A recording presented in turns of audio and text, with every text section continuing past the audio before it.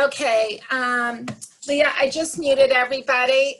Again, I would like to thank Kelly McWilliams and Leah Norbotten, who is a speech and language pathologist at Spectrum Health in Grand Rapids. They want the Spectrum Movement Disorder Clinic in Grand Rapids is outstanding. They've got a wonderful program, and I know many of you are graduates of it, and I am thrilled to have Leah with us here today. She's going to talk about communication challenges, changes and challenges to do a consistent home program. It's difficult, and she's going to talk to you about how maybe the best way to do that.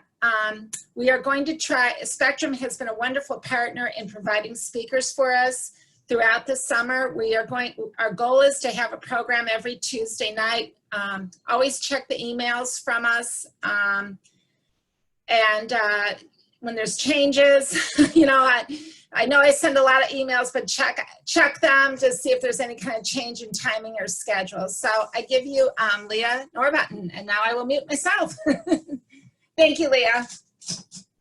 Welcome, everyone. Thank you for joining us. I do know that it's very beautiful outside today, and that it can be tough to come inside. And I'm just really glad to see so many faces that I recognize and I miss very much, and to see the faces and names of some people that I don't know, but that I sincerely hope benefit from being with me tonight.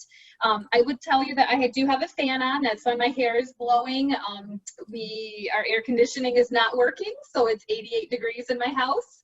I was afraid that if I didn't have the fan blowing on me, I might pass out. So good from the heat. So periodically, I'm gonna have to try to get my hair out of my face.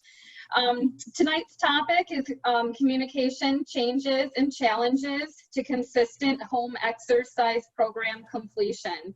So a home exercise program is abbreviated HEP, and that is when your therapist, in this case myself, the speech therapist, has given you specific exercises to do.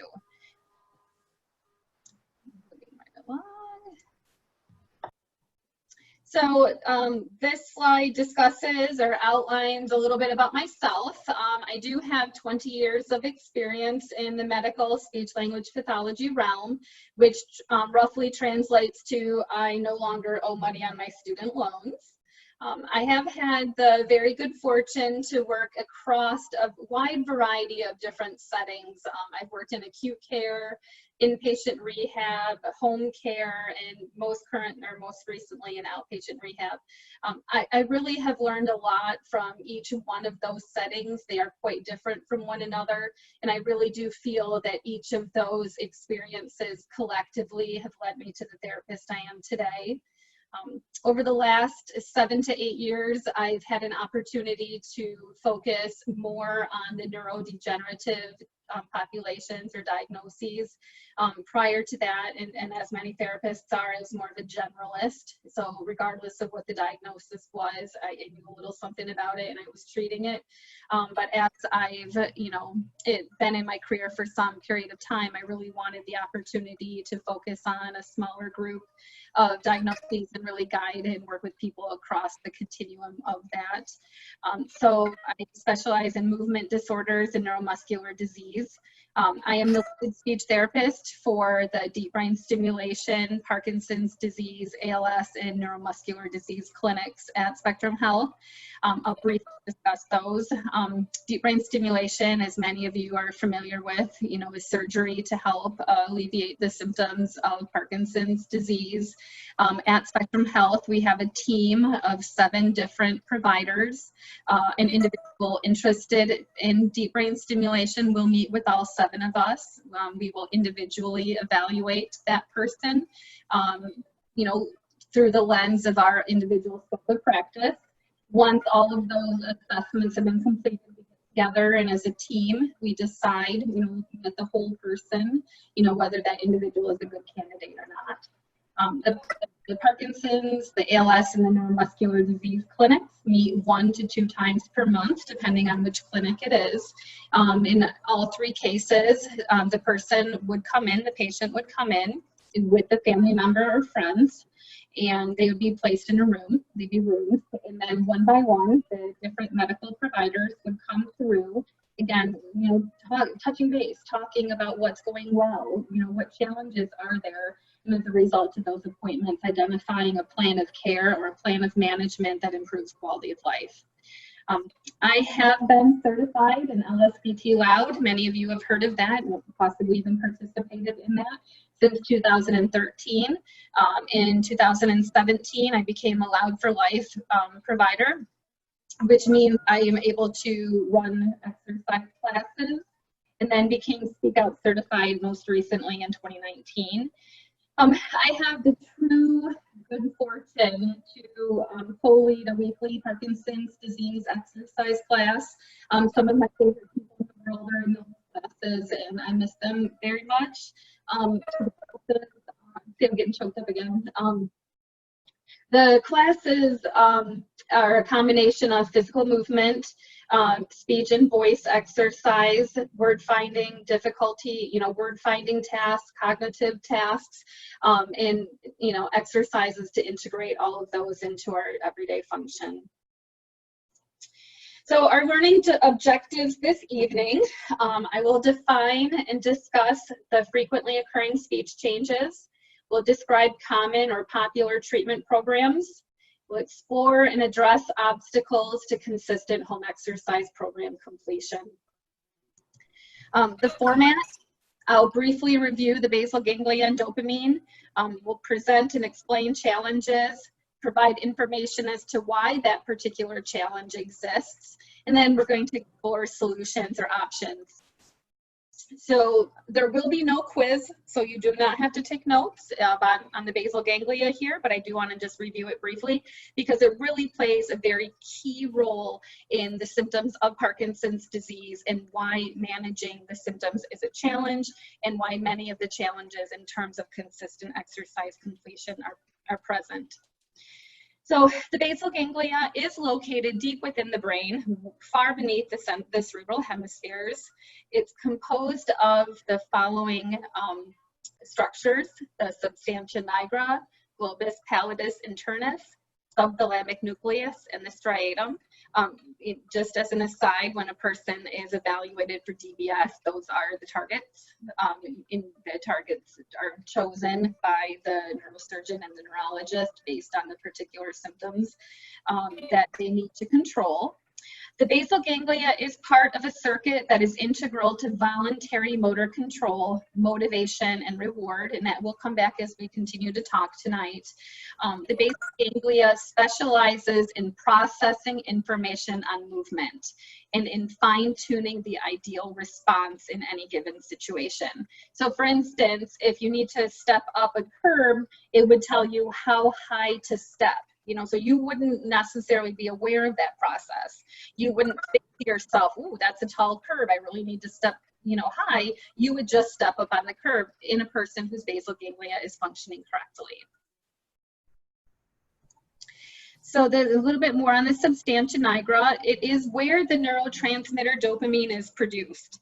So Parkinsonism occurs, or Parkinson's disease occurs, when cells within that substantia nigra become unable to uptake, use, or produce dopamine. So if you have been diagnosed with Parkinson's disease, as I would suspect that many people on the call tonight have been, that means that you have less of that neurotransmitter dopamine than is ideal. Damage or results in the characteristic reduction in movement and other motor symptoms seen in Parkinsonism. So when the substantia nigra is no longer able to uptake, use, or produce dopamine, we have less dopamine, and we see those movement, that paucity of movement or the smaller movements of Parkinson's. So dopamine is really fascinating. It's a really important neurotransmitter, and it does a lot of different things. It controls voluntary movement. It plays a part in modulating behavior and mood. It's integral to motivation. It's part of our punishment and reward system, regulates our sleep, and has a hand in our overall cognitive performance. So our attention, our working memory, and our ability to learn new information.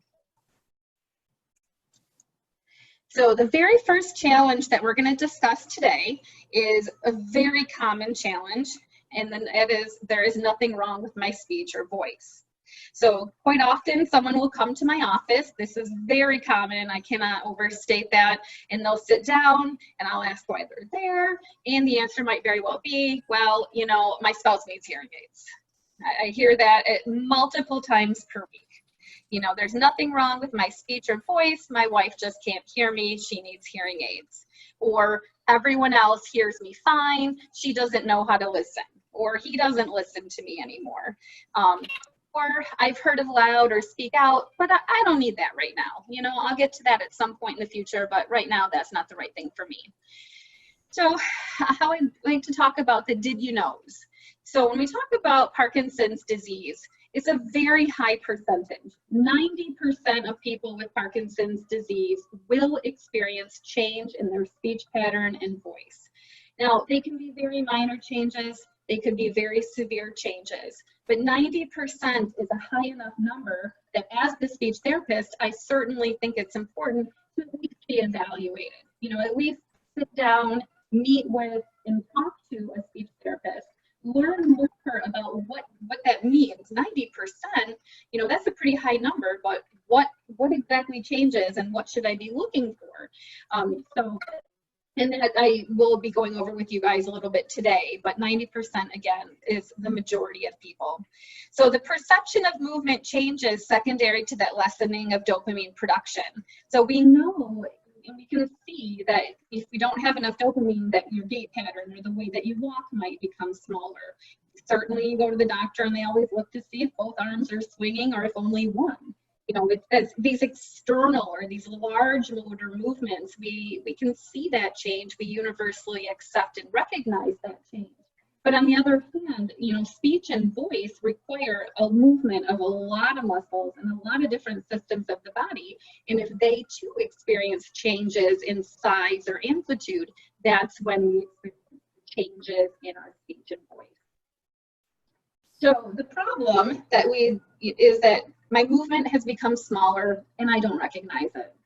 You know, people don't change when they don't realize it needs to be changed. I mean, in fact, a lot of times we don't change things we realize that do need to be changed, but we're certainly not going to change something that we don't recognize as a problem. And so we also encounter a fair number of people that just don't know what I mean or what's meant when we say has changed. It's just not anything we've ever taken time to, you know, understand. We've really taken for granted that, you know, when we open our mouth and talk, what we mean to say is going to come out. It's going to come out loud enough and clear enough. And really, again, an incomplete understanding of everything that goes into appropriate speech production. So I'm going to introduce you to a term called Hypokinetic Dysarthria. So again, not going to be a quiz, but these are the kinds of things that you'll hear a speech therapist talk about when you go to an appointment with him or her. So dysarthria refers to changes in speech and voice. Hypokinetic indicates what type of changes. There's a very characteristic pattern of changes for each of the different types of dysarthria. The type of dysarthria that we most frequently associate with Parkinson's disease is hypokinetic, and hypo means small. So this is a lessening of the amplitude or the size of movements necessary for speech and the impact they have on speech adequacy. And we're going to go through each of these.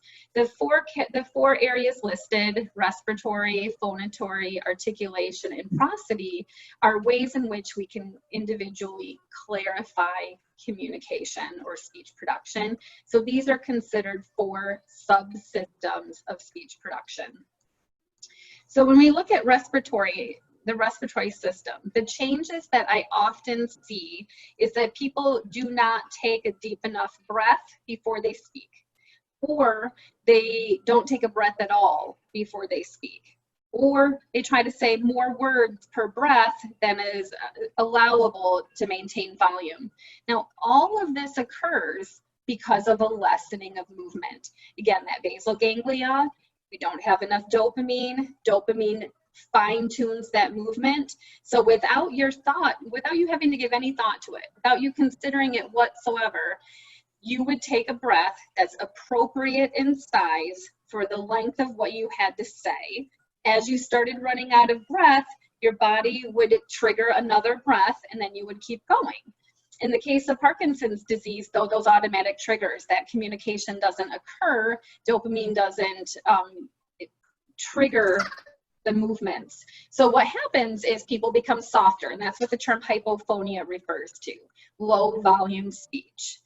Vocal decay is when a sentence might start out reasonably loud enough, but as you continue to talk, and by the end of the sentence, you've actually run out of air, you run out of breath, and correspondingly, you run out of volume.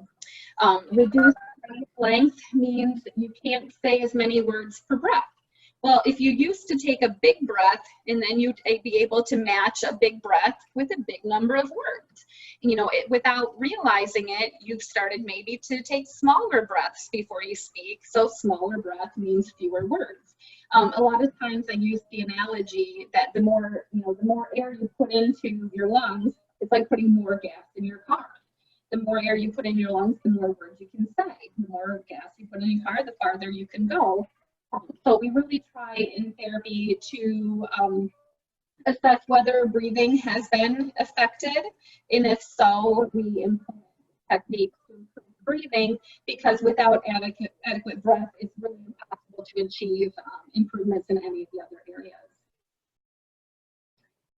Phonatory, that's what we consider, or we would call our voice, phonation, and for many people, it's actually the initial symptom. Unlike some of the other characteristic motor symptoms of Parkinson's disease, changes in breathing and voice can happen at any point. And in fact, they quite often will happen prior to the diagnosis. A very common occurring kind of sequence of events is a person goes to their primary care physician, tells the primary care physician that their voice isn't as strong, their voice is weak, you know, that they're having problems, you know, maybe at work, they're getting hoarse by the end of the day, or they can't project the way they used to. And then the well-meaning primary care physician will send them to an ear, nose, and throat doctor. The ear, nose, and throat doctor will do the assessment and may well suspect Parkinson's disease, and then often refers to the neurologist. The neurologist then refers to the speech-language pathologist. So again, phonation or phonatory being voice, we again have that low volume speech, hypophonia. Dysphonia is another word for when your voice is hoarse. It can be harsh, it can be breathy, there might be tremor present in the voice, glottal fries when the voice is deeper than normal, or it can just always be the same volume or always be the same pitch, you know, so we lose some of that variation in our speech pattern. Articulation is the individual sounds of speech, so that's consonants and vowels. So sometimes people will come to my office and they'll say, you know, my volume is fine, however, my speech sounds slurred. Every so often, somebody will come in and say that they've been accused of sounding drunk when they weren't intoxicated. You know, phoneme prolongation, that's more of something that a speech therapist would pick up, but it's just alterations in the timing of individual sounds. Each sound of the English language has kind of a length of time that sound should last before we transition into the next sound. So changes in that duration would be heard as phoneme prolongation.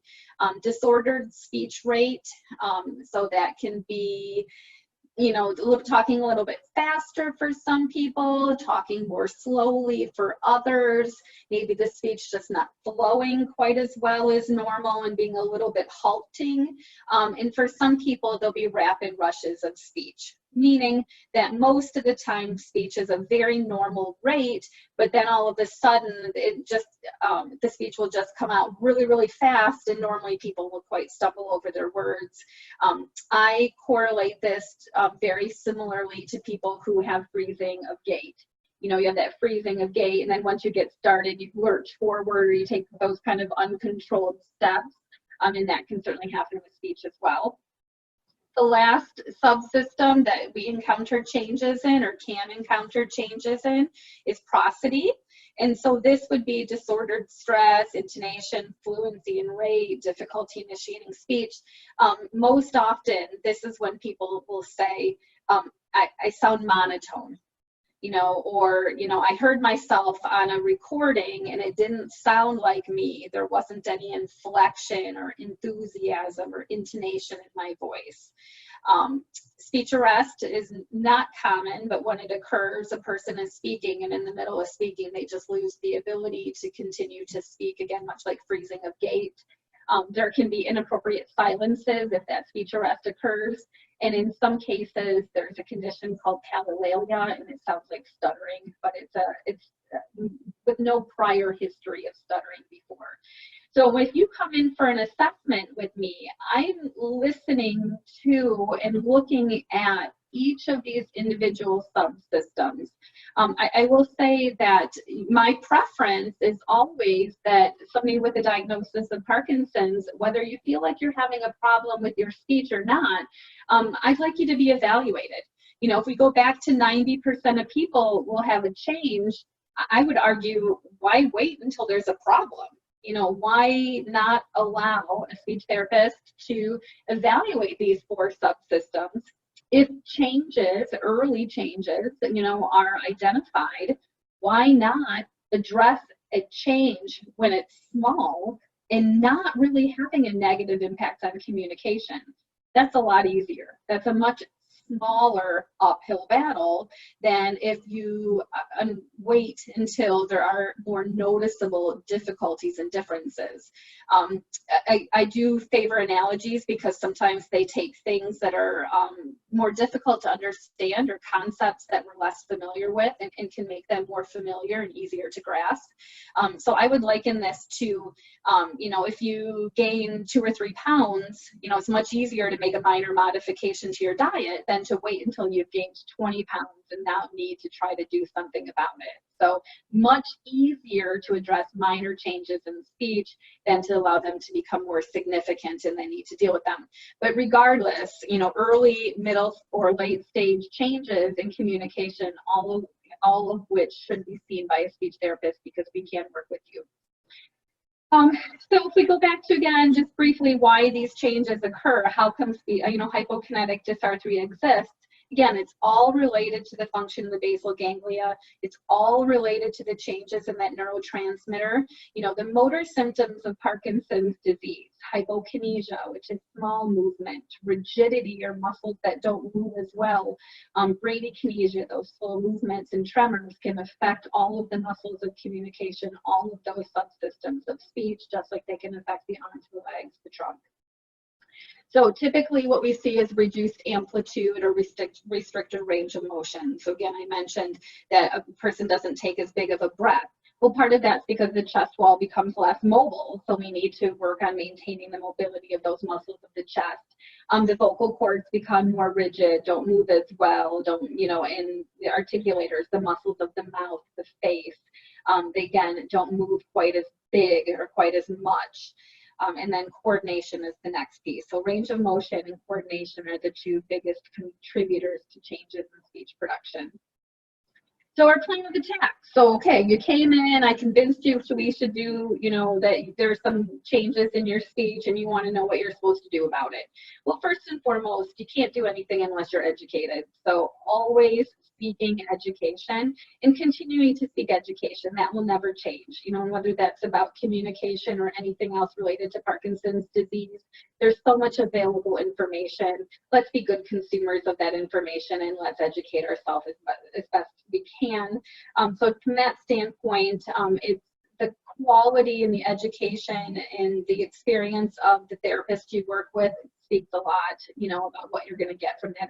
The more that individual knows about Parkinson's and about the changes in speech and voice, the more that you then will know about the changes in speech and voice. We need to understand, in the harder part of it, accept that there is a disparity between your perspective of movement and others' perspective of your movement. So in the case of, you know, case of the speech therapist saying, wow, I noticed you didn't take a breath before you spoke. You might not recognize that yourself, but, you know, coming to a point where you understand, oh, you know what, Parkinson's affects my breathing. I accept that it, you know, even though I can't necessarily tell all the time, I accept that it's changed, and I need to do something about it. So what I encourage people to do is to identify a communication circle. So I usually recommend 5 because 5 makes for easy math.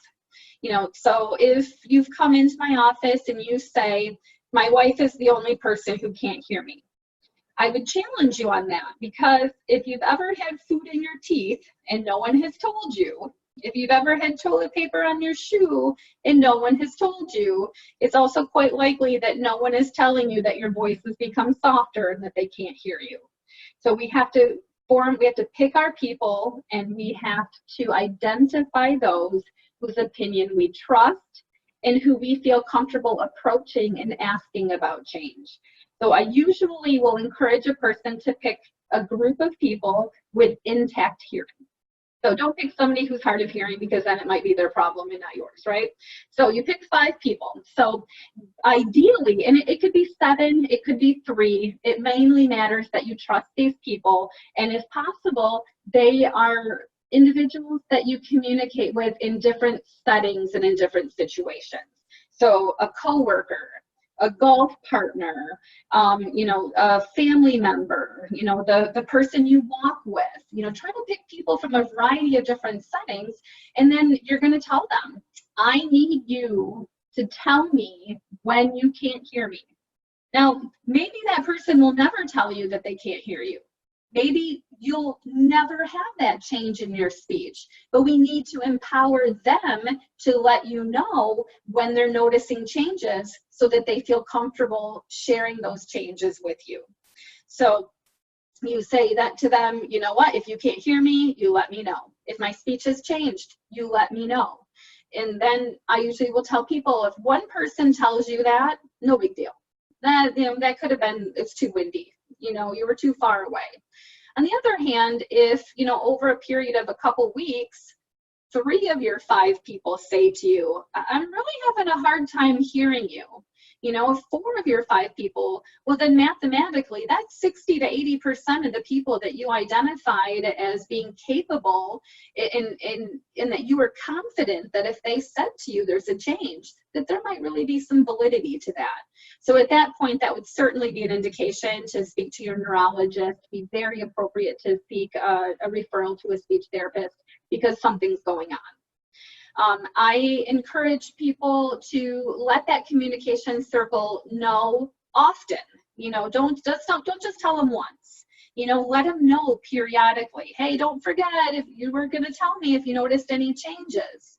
I encourage people to record audio samples of themselves speaking, and I will say every 3 to 6 months. You can certainly do it more often than that.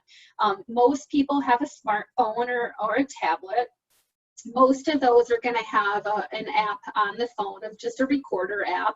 You're going to, you know, go to the recorder app, and I would encourage people to pick something that's the same.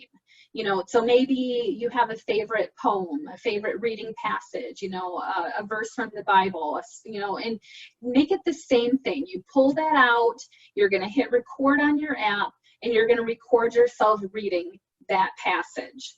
You're going to do it again with something spontaneous. So, you know, something that you know, might say, like maybe you pretend you're making a phone call, you know, hey, Jim, you know, I'm heading out to the golf course, you know, hope to see you there.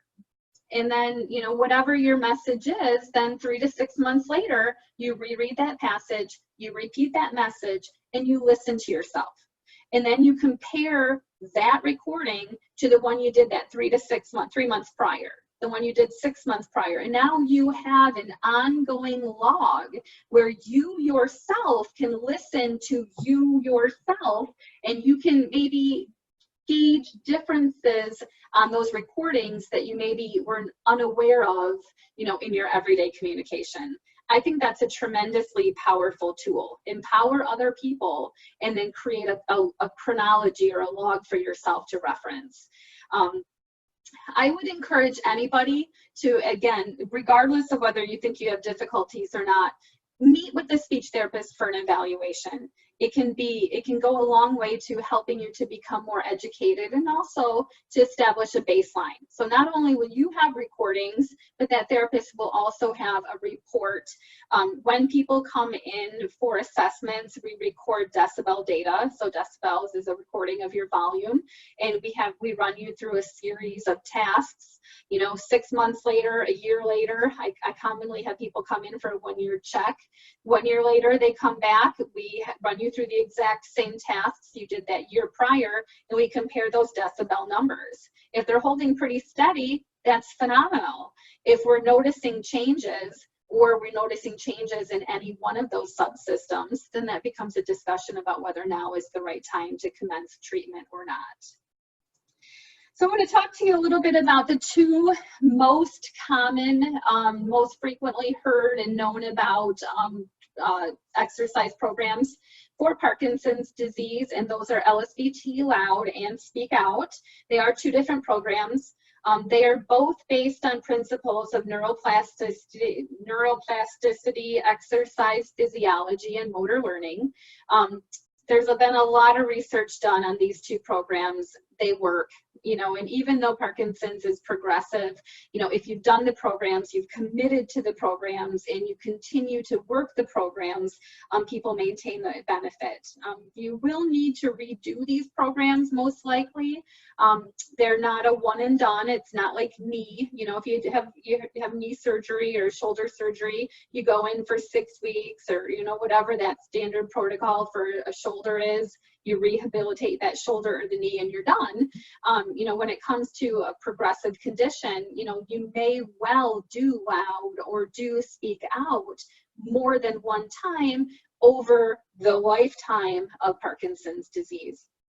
So I wanted to briefly compare the difference between the two. There are a number of differences.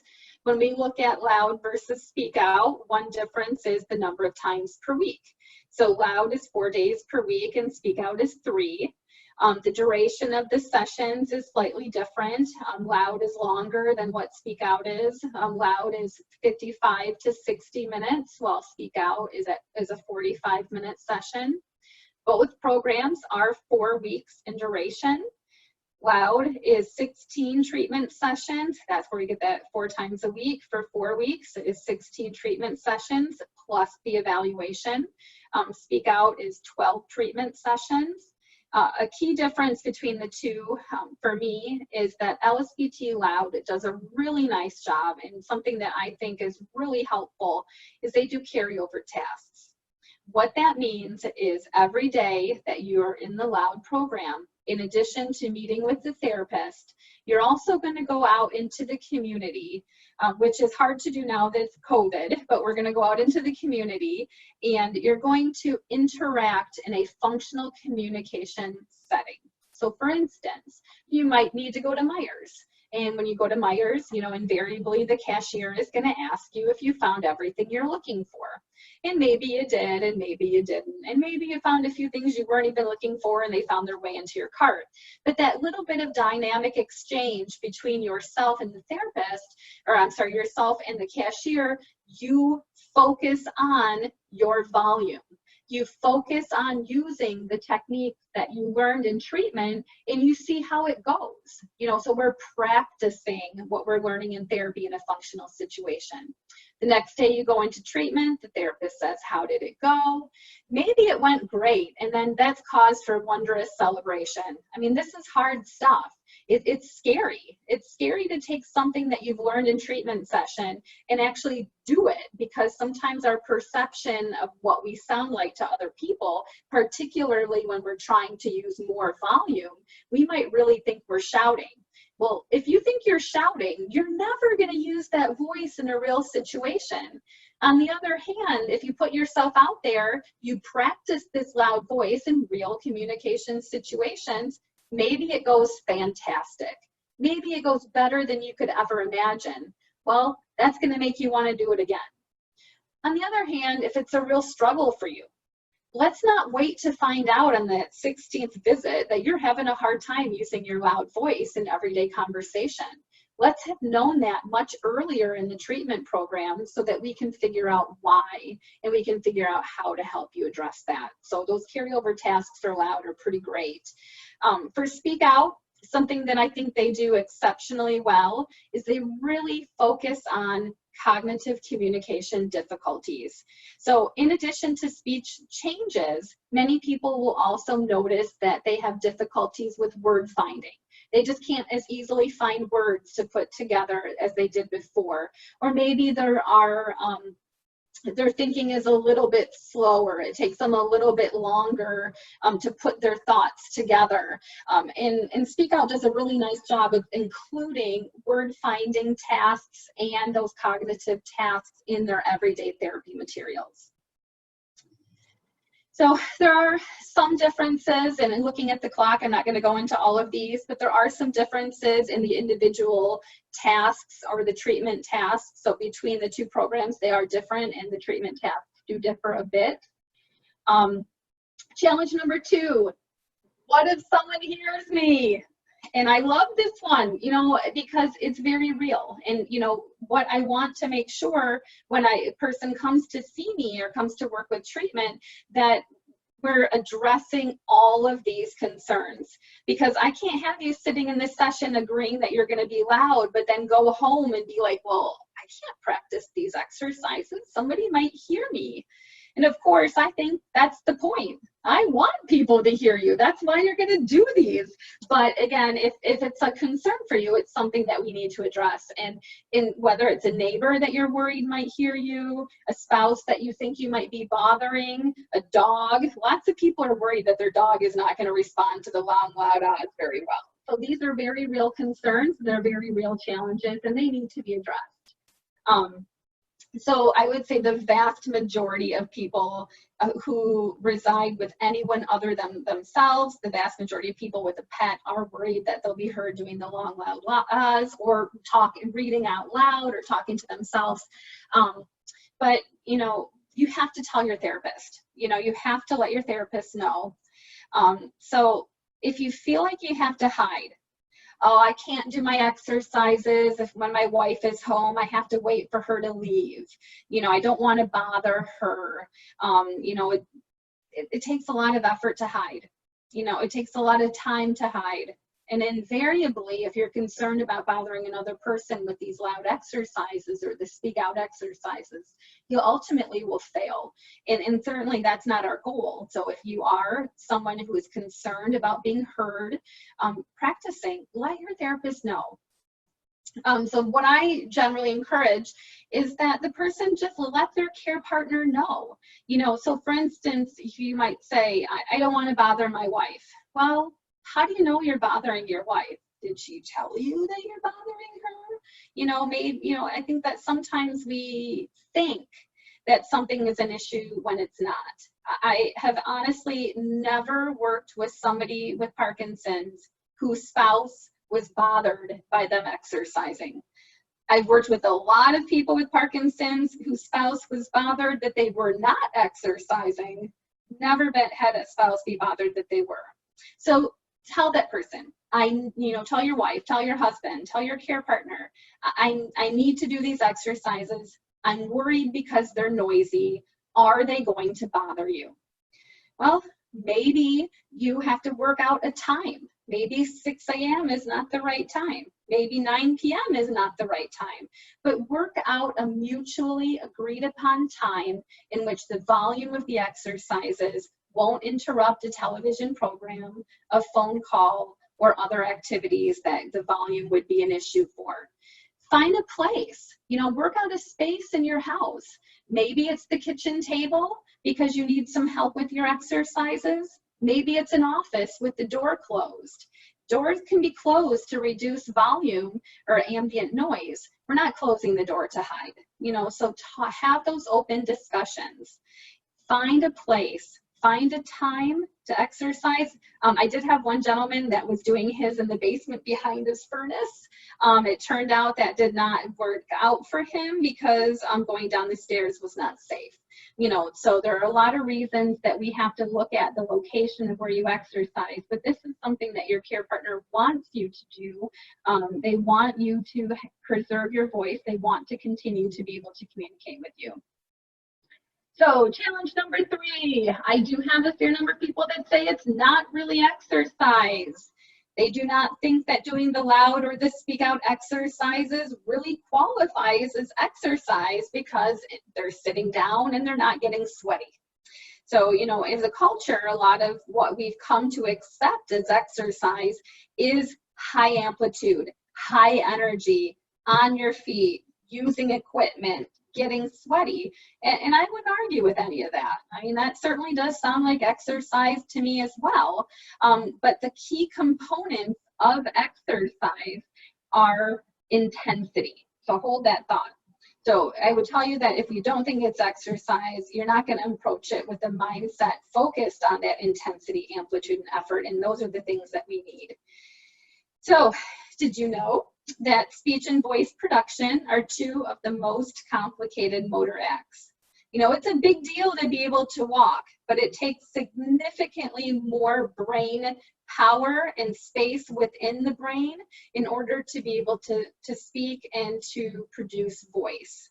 You know, we have to look at how we can integrate effort and amplitude, energy. So if I'm just, you know, talking, you know, if I'm just walking, for instance, let's say I'm just going for a walk. I'm walking from this room to the kitchen to get a glass of water. Well, that's functional movement. Well, when I exercise, if I go for a walk, I probably put a little more energy into it, right? I put more effort. Well, when it comes to these speech exercises as well, you know, if you're reading your functional phrases, for instance, or you're reading sentence, if you're just kind of reading it, you're right, that's not exercise at all. But if you're reading it with a focus on that big breath, you're focusing on the size of the movement of your mouth muscles, if you're focusing on your volume, you're focusing on your intonation, then it becomes an exercise. It will not necessarily make you sweaty, but because you're putting more effort, more amplitude, and more intention in it, it does drive changes at the cellular level within the brain. You know, if we practice it enough times, we overlearn it and it becomes more automatic, and then it carries over into our functional communication and we're able to call upon that volume and that clarity of speech more easily. So when we talk about this, all these fancy words, neuroplasticity, exercise, physiology, motor learning, you know, it can actually be further divided into all of the things you see on the screen. Intensity, repetition, salience means personal relevance, use it or lose it, use it and improve it, and specificity.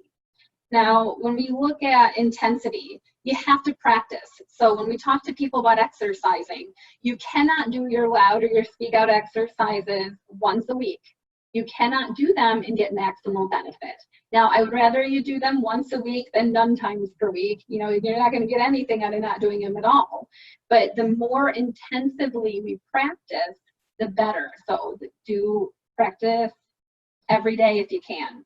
Repetition, the more repetitions we do, if you do something 3 times versus you do something 13 times, we're still driving those muscles that are used for expanding the chest wall, for strengthening the vocal cords, for moving the muscles of the mouth.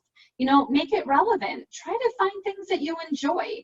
You know, if you do not enjoy reading one thing for your speech test, don't read that one thing. Read something you do enjoy, because if you enjoy it, you're going to do it more often. The 2 that I'd like to focus on for just a moment is use it or lose it. And I would tell you that I see this a lot. You know, the unfortunate end of not practicing, not focusing on, and not prioritizing speech, the unfortunate end is that your ability to do that will end. You know, it is, and that's not a threat, and it's certainly not meant that way, but very, very sad for me as a speech therapist, you know, to encounter somebody who has lost the ability to effectively communicate, you know, whose spouse now has to speak for them because their volume doesn't allow for them to speak for themselves. You know, for someone to not be able to be understood and their spouse has to speak for them, that's very frustrating. So use it or lose it happens. So I encourage everybody to practice to whatever extent they can. And, you know, if any one of these individual obstacles or barriers represents a challenge that you have, then take the suggestions I've made today, but try to get yourself to a speech therapist who can work with you individually to help conquer those challenges so that you can continue to be functional. Because what we know is that you can use it and improve it. So if we can get you to practice, we can get that good amplitude, we can get that good motor function, we can continue to communicate effectively for many, many years. So I'm going to skip that one. So again, what I would say as far as it's not really exercise. If you need, if sitting for you is a problem when you do your exercise, if that doesn't feel, you know, like exercise enough, stand. You know, if you know, doing your long, loud ahs isn't enough, what we tell people to do is to pair it with some of their other exercises. You know, if you've done big, then you've probably done sit to stands. Well, what if you do pair your long, loud ah, for instance, or your regular to high pitched ahs, regular to low pitched ahs with sitting and standing?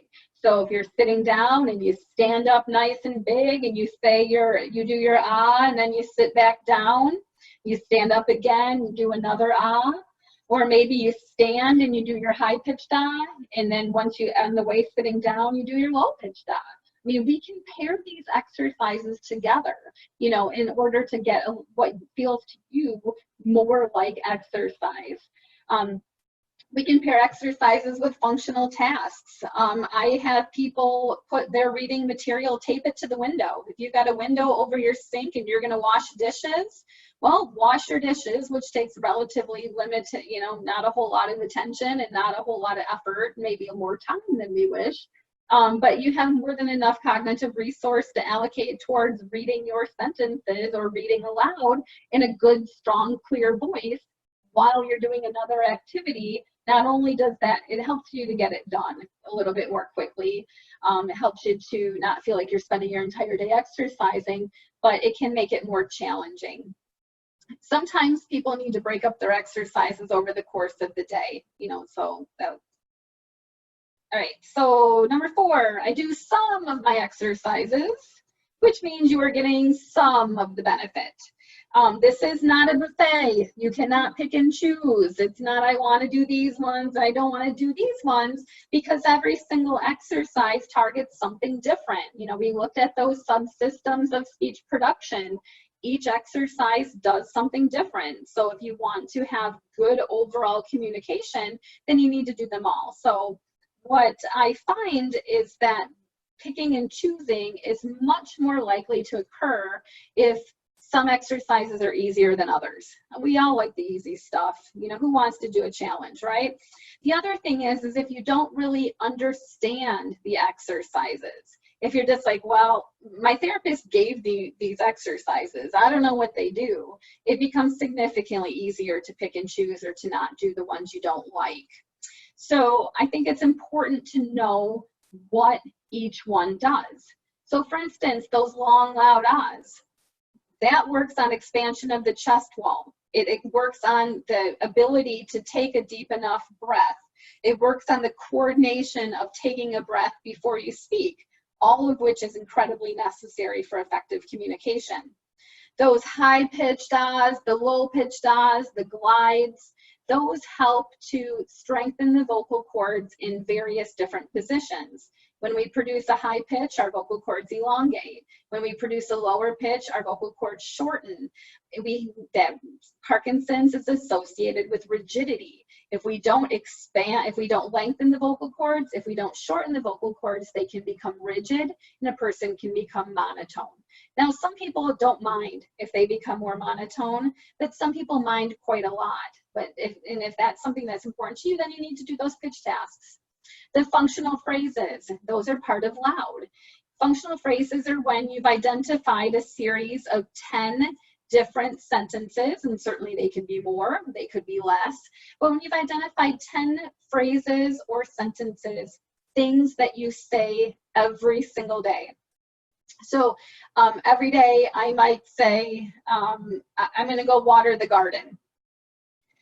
Well, I want to practice saying that sentence with good volume, with intensity, and with clarity, because I know I'm going to say it every day. And the last thing I want to do is to have to repeat myself saying something that I'm going to say every day.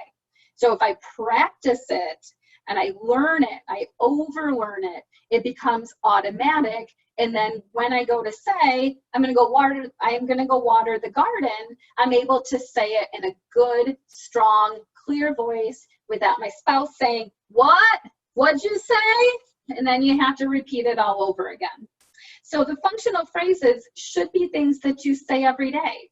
And, you know, certainly over time, those sentences change. And I'm not going to water the garden in December. You know, then I might say I'm going out to shovel the snow, you know, but I would practice those sentences every single day. Every day I would sit down or I would stand, I would wash my dishes, and I would say, I'm going to water the garden. I'm going to water the garden, and I'm thinking about my breath, I'm thinking about my mouth movement, I'm thinking about my volume, I'm thinking about projecting that voice so that people can hear and understand me. Choral reading. I like it when people read aloud.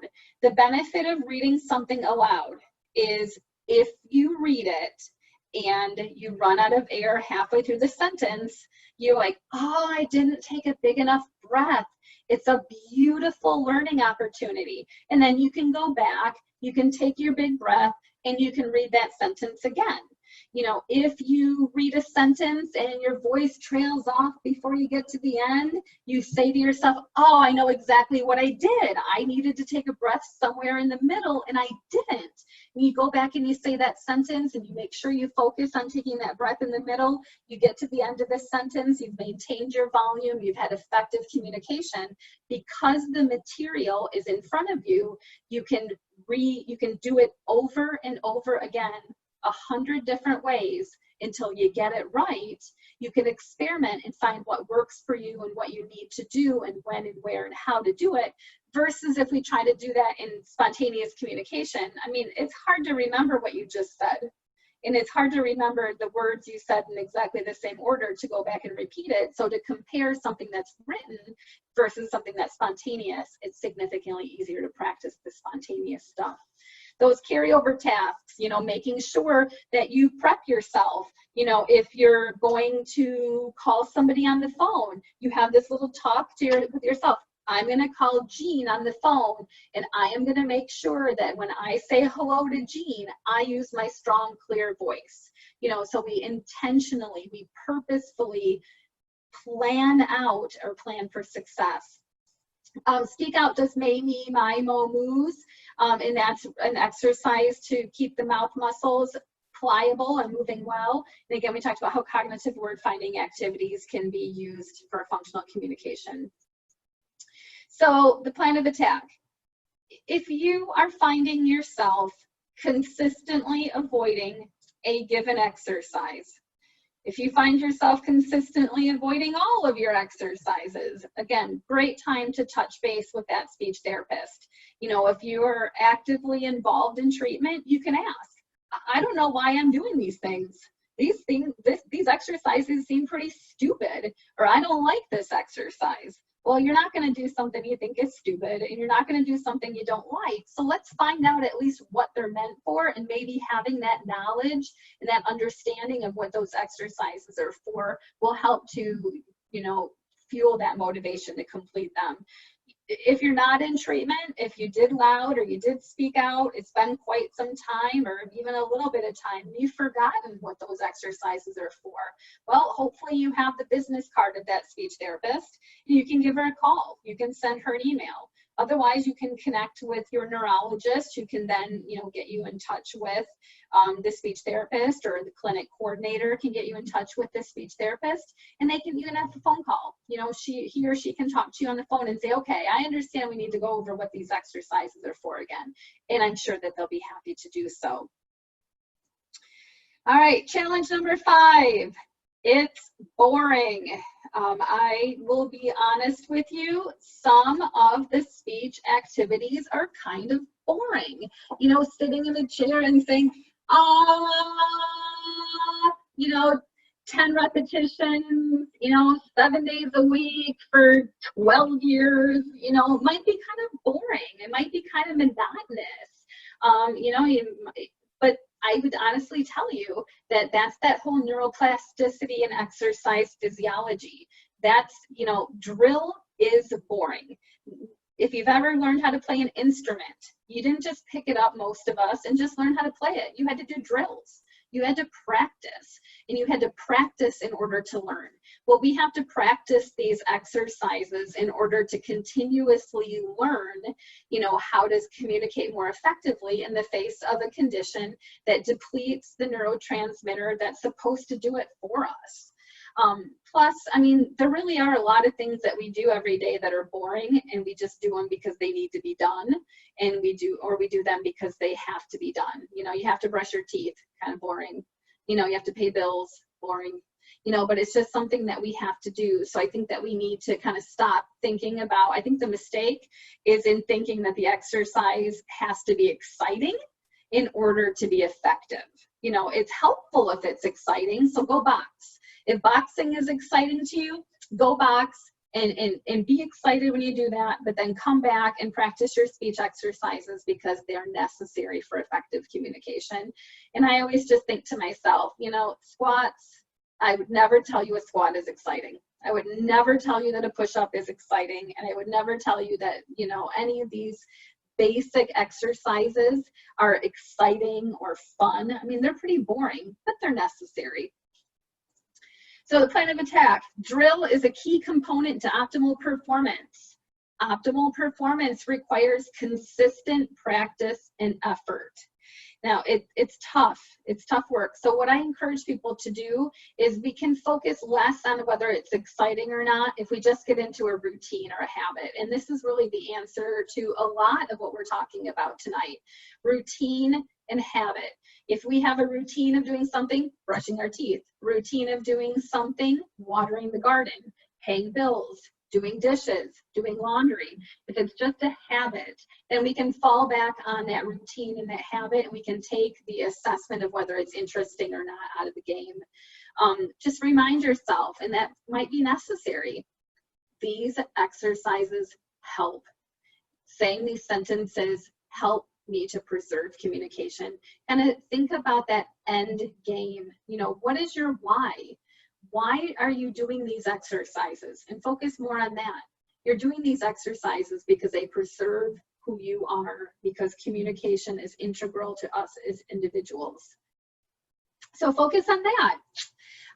Challenge number 6, I don't have time.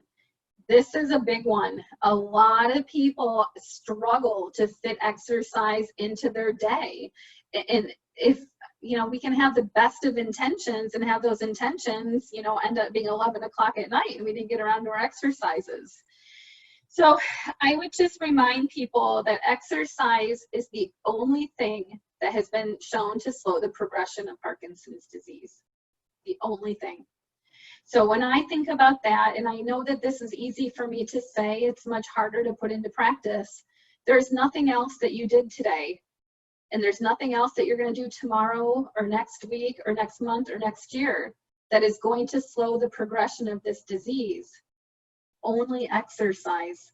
So when we look at our day, that should be the first thing that we do, or at least the thing that we schedule everything else around. It cannot be the last thought. It can't be the thing that gets done when everything else gets done, because everything else will never get done. So our plan of attack is to really understand and accept that fighting PD is the #1 priority. #1. And so we have to establish a routine. And again, you know, if you work, you have a routine. If you have kids, you have a routine. But sometimes in retirement, and what a blessing it is, there's more freedom. There's more time. And so sometimes we end up doing other things instead of, or if we are working, we're busy raising that family, and there's only a certain amount of time. So we have to look at our schedule. We have to look at our routine. If you don't have a schedule, you need to make one, and you pick out what time of day you're going to exercise. Now, maybe you're really good in the morning. And maybe if you were to get up in the morning and have your coffee, you know, take your medication and say, you know what, every day at 9 o'clock, I exercise. I schedule everything else around that. I exercise at 9, and then I'm not going to forget to do it. I'm not going to get too busy to do it. It's done. It's out of the way. Maybe mornings are terrible for you. You know, maybe it takes you a long time to get moving. Well, then don't try to exercise in the morning, you know, but then you look at your schedule and you might say, I'm super great at 4 o'clock. 4 o'clock is the best time of the day for me. And so then you put 4 o'clock loud exercises, you put it on your schedule, and then everything else gets scheduled around that. If you have to make a dentist appointment and they offer you 4 o'clock, you say no. That slot is already taken. It's taken up with your exercises. You schedule around it just like an appointment. So I would encourage you to think of your exercises as a scheduled activity, as an appointment. You wouldn't blow off, you know, certainly I can use this, you know, if you have a hair appointment, you're not going to blow off your hair appointment. There's lots of us that wish we could have a hair appointment right now, you know, but we're not going to blow that off. You're not going to look at your schedule and say, oh, well, never mind. You would go to the hair appointment. So let's start to think about our exercises in that same manner. They are an appointment. So if you establish a routine, that can be really, that can be very helpful. Know what time of day is good for you. I encourage people to do a to-do list, you know, so if you write down all of the things that you want to do in a day, many times that list is going to be inconceivably longer than what you could get done in one day anyways. I mean, that's just how it is. So I encourage people to write down that list of things that they need to do. And then I like what are these things called? These things, highlighters. I like highlighters. And so I would say get 3 different color highlighters. And one color is your number ones. A number one is something that must get done today. And so exercise would be, let's say, pink. Exercise would be pink because pink is my number 1 color. And then there's going to be a couple other things on that list that are certainly number ones. On the other hand, there are going to be some things that when you look at it, they probably could be a 2. And what a 2 is something that could be done today, but it could wait until tomorrow. It doesn't really have to be done today. And so then what we'll find is that a lot of times we're choosing to do these 2s instead of our exercise, which should have been a 1. And when we highlight in different colors, we can more clearly see that. A 3 is something that needs to be done within the next couple days. Doesn't have to be done today. It probably doesn't even need to be done tomorrow, but it does need to be done sometime in the next couple days. So you go through that schedule, you pick out your 1s. Well, once you get your 1s done, then do your 2s. If you don't get your 2s done, well, tomorrow they become 1s.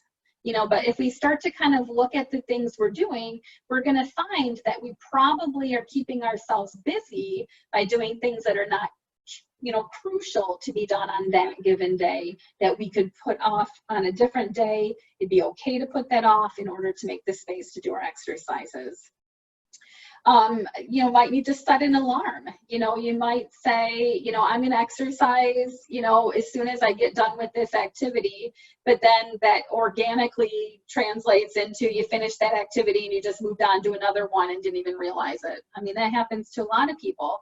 So you might say, you know what, I'm going to work on this activity that I'm doing right now for another 30 minutes and then I'll do my exercises. Well, set an alarm. I mean, old-fashioned alarm, set it. Set an alarm in your phone, set it on your watch, whatever works, it doesn't make a difference, but set the alarm. When the alarm goes off, okay, you're done. You close that computer down, you set aside whatever else you were working on, and you go and you do your exercises. Sometimes people need to break up their exercises over the course of the day. You know, maybe you can't do 30 minutes of exercise all at once, or you don't have 60 minutes that you can allocate, but you have 10 minutes here and you have 10 minutes here and you have 10 minutes here. Well, break it up. Do your ahs, nah, and during this activity, read your sentences during this activity, you know, do, you know, your pitch range task or your may, me, my, mo, moos, you know, here. It's okay to break them up if necessary, but just make sure that you're getting through all the exercises if you do that. So challenge number 7, and we're almost done.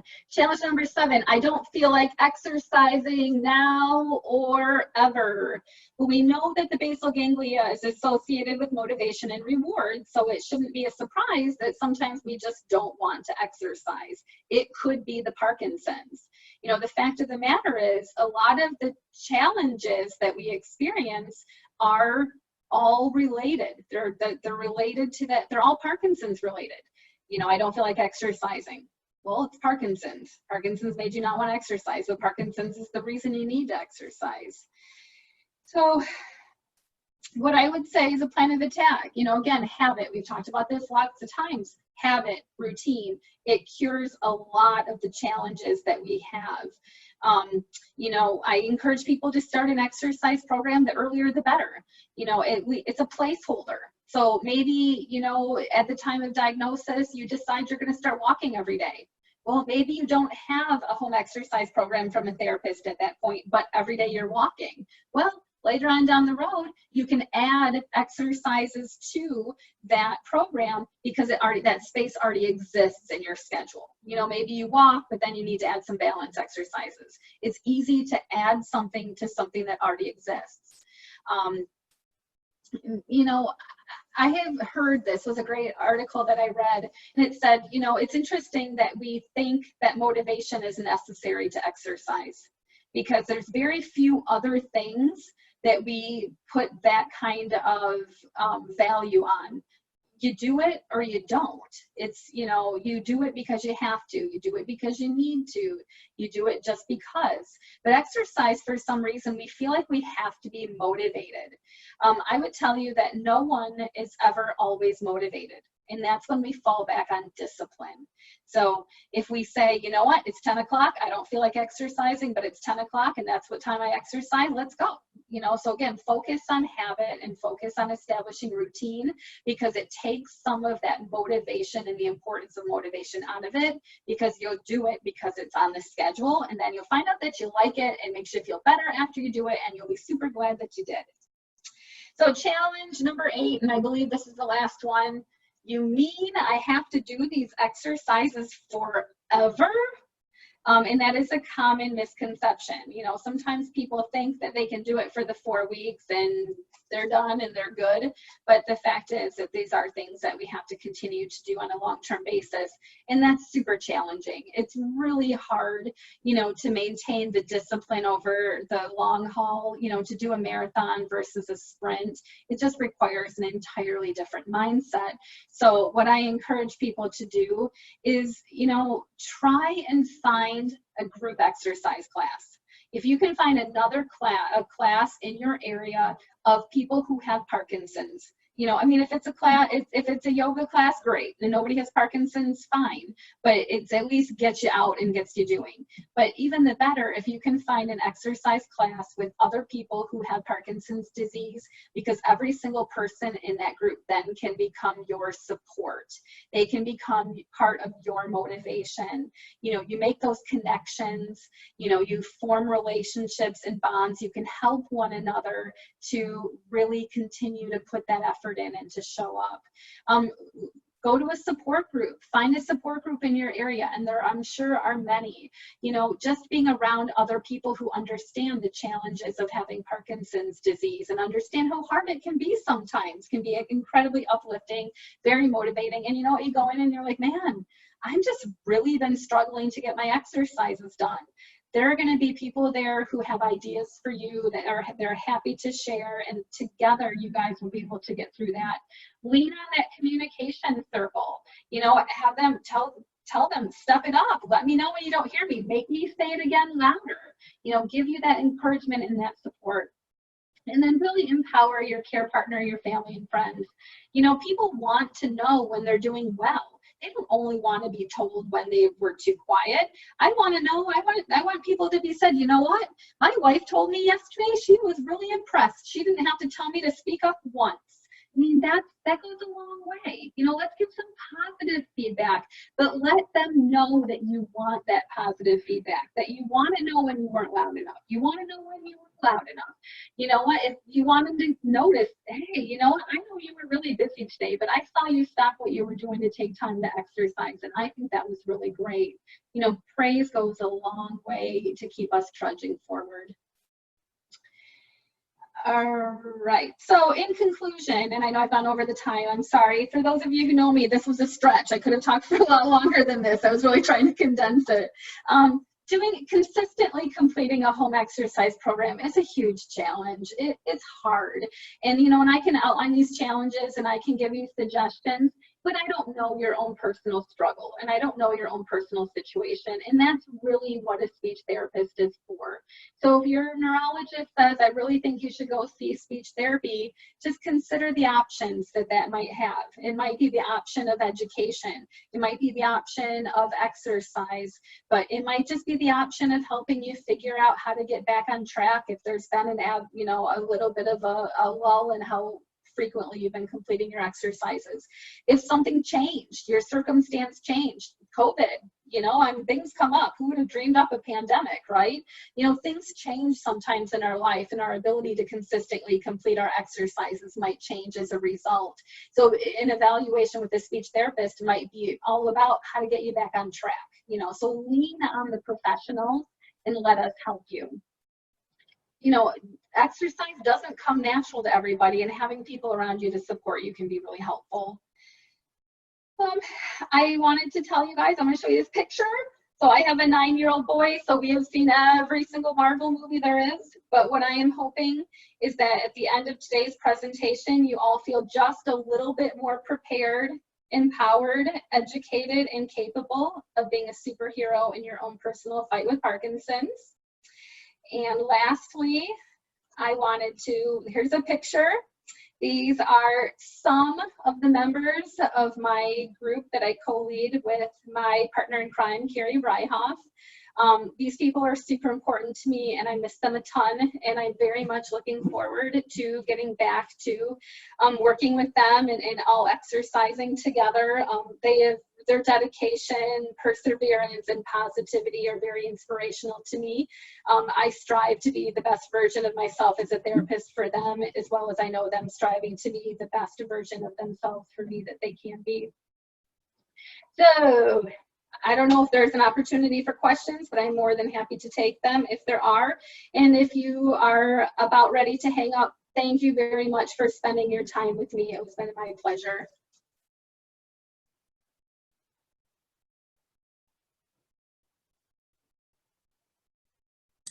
Hi, There. can everybody hear me? This is Mary Sue.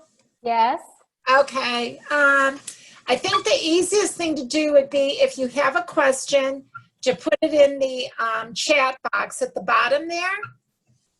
And then I can view it and then ask Leah.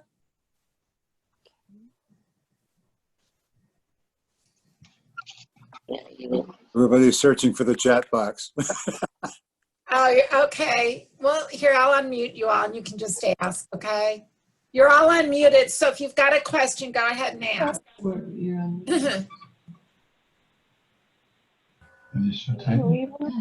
Leah, I have a question, which is a naive one, but I'll ask it. Can singing be used as any form of exercise in Parkinson's for speech? I get that question a lot. It's a very common question. I would tell you that singing, and generally this is how the speech therapy community would look at it, it's a lot of fun, it's enjoyable, and it's great for your soul. So I encourage people to exercise, but it doesn't necessarily translate into the right sequence of events for functional communication. So sing as much as you want, use your voice in that way, and I strongly encourage it, but it will not be a replacement for exercise or for the things and the components of the louder. Okay.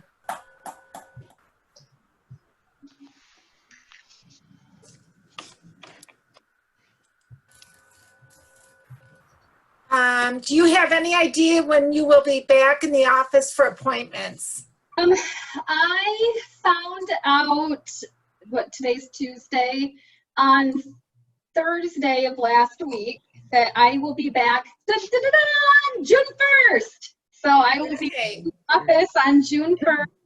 I have not been in the office since March 12th, so I'm hoping I can find my name tag so I can get in the door. But I'm really excited. I've enjoyed the time home with my kids. It's been very helpful because of virtual school and stuff. But there's a long list of people that I'm really excited to see, and that I'm hoping. I didn't send it. I don't know how to send it. We're excited to see you too. And then we'll be resuming the exercise class. You guys that are in my group will get an email within the next couple days. The class will start back up on June 8th. And that I'd like to make an announcement. We have been offering exercise class 3 times a week through Zoom. The Michigan Parkinson Foundation is, and starting on Monday next week, June 1st through August 31st, we will have exercise classes Monday through Friday, 5 days a week at 10 a.m. Oh, that's awesome. Yeah, we're finished, and they will all be taught by physical therapists. We'll have 2 days of yoga and 3 days of power moves, which is kind of follow-up to the Big and Loud program, or to the big program. It'll be at 10 a.m. It'll be on the same Zoom link. I'm not sending the email out until Friday because we're finishing up this series, and they're different links, and I don't want people to get confused.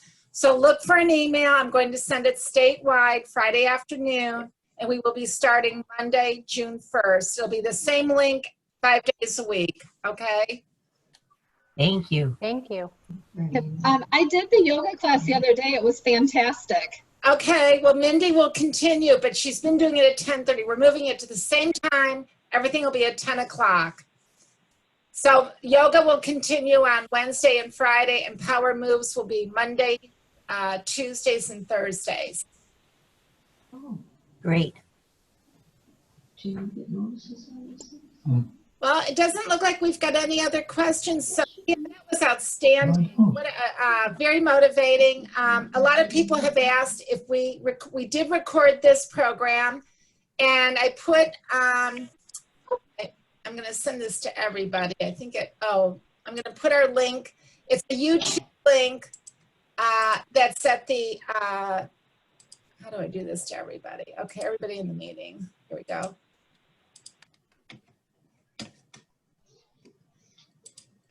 Well, thank you, everybody. Thank you, Leah. Thank Good you. to see you, Leah. Yeah, thank you. Thank you, Leah. Bye. Thank you, Leah. And I just put the YouTube link out on the chat. It's Barb, is it you? Yeah? it's at the top of, if you go to our homepage, parkinsonsmi.org, it's at the top of the homepage. You'll see the little YouTube icon, but I just put the link in the chat box. Okay? Thank you. Thank you. All right. Good night, all. And again, thank you, Leah. Thank you, Kelly. Thank you, everybody. All Yeah, right, I Good, believe gang. Everyone. thank you. Night. Are we on? How do you get out of this? I think there's a leave meeting in the lower right corner, everybody. Well, I'm looking. Oh, yeah.